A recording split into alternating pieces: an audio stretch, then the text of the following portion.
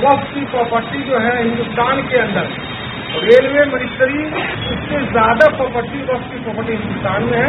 इस वक्फ की प्रॉपर्टी को लोगों ने गैर कानूनी तौर पर कब्जा कर लिया है।